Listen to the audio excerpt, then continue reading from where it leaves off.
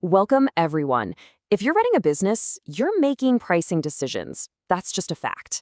But, and this is a big but, making the right one can literally be the difference between incredible growth and, well, total disaster. Today, we're going to do a deep dive into one of the most powerful concepts from microeconomics, price elasticity. And trust me, this isn't just dry theory. This is about understanding the very DNA of how your customers make decisions. So let's kick things off with a classic business puzzle. It seems so counterintuitive, doesn't it? You charge more, you should make more. Simple. But what we're about to see is that this simple logic can lead you straight off a financial cliff. By the end of our session today, you'll know exactly why this happens. And even more importantly, you'll know how to avoid it. So here's our game plan. First, we'll nail down the core concept, what price elasticity really is. Then, we're going to get our hands dirty with two real-world case studies, the toll road and the jet ski. These are perfect examples of the theory in action. And finally, we'll pull it all together into a practical playbook that you can actually use. All right, let's get right to the heart of it. The whole price elasticity question is really about one thing, getting inside your customer's head.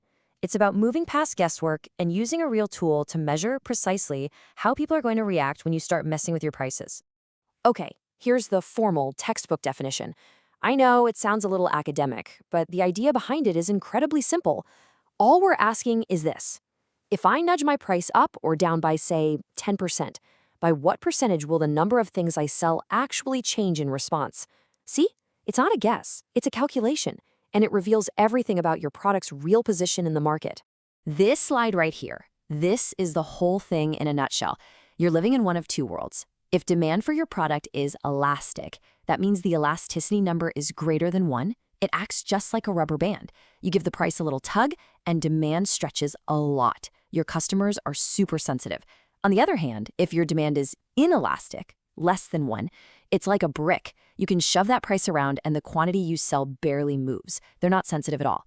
So as a manager, the most important question you have to answer is this. Are you selling a rubber band, or are you selling a brick? Okay. Let's see how this plays out in the real world. Our first case study is fascinating because it shows that elasticity isn't some fixed, static thing. An event that is completely outside of your control, like say a new toll road, can completely rewrite the rules of your business overnight. So I want you to picture this. You're the manager of this gorgeous but very remote resort. For years, your biggest asset and biggest challenge was your location. It was a 4-hour trek to get there. Then, boom. The government builds a new toll road. Suddenly, that 4-hour journey is an easy-breezy 1-hour trip. On the surface, this sounds amazing, right? More people, more business, but it's way more complicated than that. And this slide just lays it out perfectly.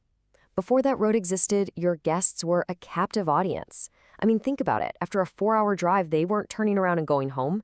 They had to get a room. They had to buy dinner. Their demand for your services was super inelastic. You had a little pricing power. But after the road, a totally new type of customer shows up, the day tripper. And for them, a 1-hour drive home is an almost perfect substitute for staying in your hotel. All of a sudden, their demand for your rooms is incredibly elastic.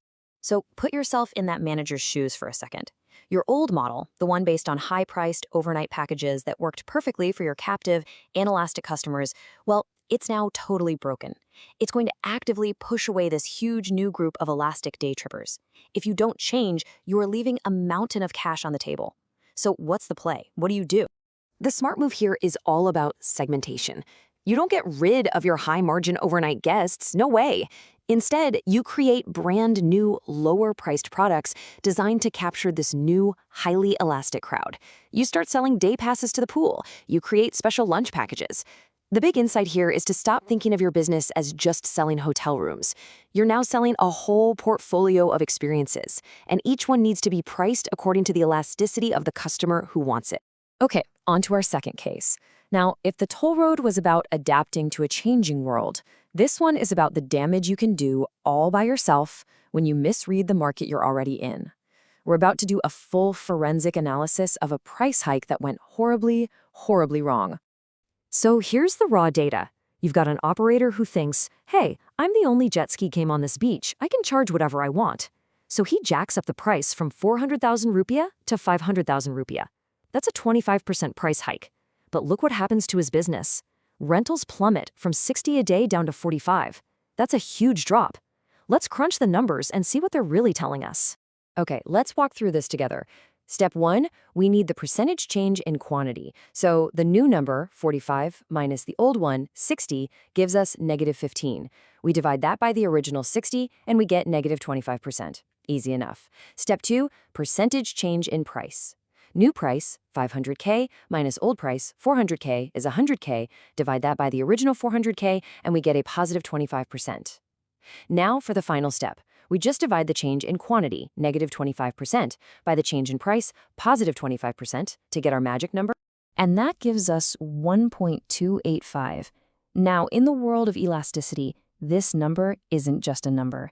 It's a flashing red siren. It is screaming at you that a huge mistake was just made. Because this number is greater than 1, we now know with mathematical certainty that demand for these jet skis is elastic. What this means is that the customer reaction to the price change was actually bigger than the price change itself. They are really, really sensitive to price, and this hike just pushed them over the edge.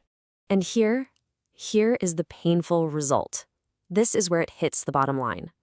Before the price hike, the operator was bringing in 24 million rupiah.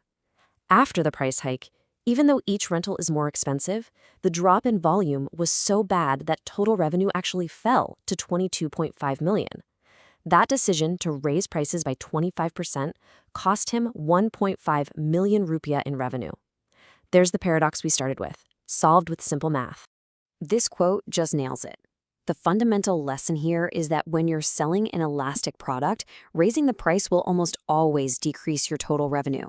The operator made a fatal error. He got greedy and focused on the price per rental instead of focusing on the total revenue for the entire day.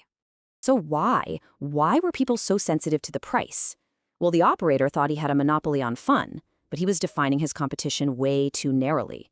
The customer on the beach isn't just choosing jet ski or no jet ski. No, they're choosing between the jet ski and the banana boat and snorkeling and swimming or just relaxing on the beach for free. The substitutes were literally everywhere. So we've looked at the theory, we've seen a couple of disaster stories. For our last section, let's pull all these lessons together into a simple, practical playbook you can use to make much smarter pricing decisions from here on out. All right, here are 4 rules for your playbook. Number 1, price is not a weapon to beat your customers with. It's a signal that communicates your value. Number 2, get obsessed with substitutes. Your real competition is not just the guy across the street. It's what your customer would do if your business vanished tomorrow. Number 3, stay paranoid. A new road, a new app, a new competitor, anything can change your customer's elasticity in a heartbeat. And finally, rule number 4, if you know your demand is elastic, the path to more money is through more volume or clever bundles, not just by hiking up the price. So, I'll leave you with one final question to really think about for your own business. What is the single biggest substitute for what you sell that you're probably ignoring right now? Is it another product? Is it a different solution to the same problem? Or is it like it was for the jet ski operator, your customer just choosing to do nothing at all? Find the answer to that, and you will truly understand your business.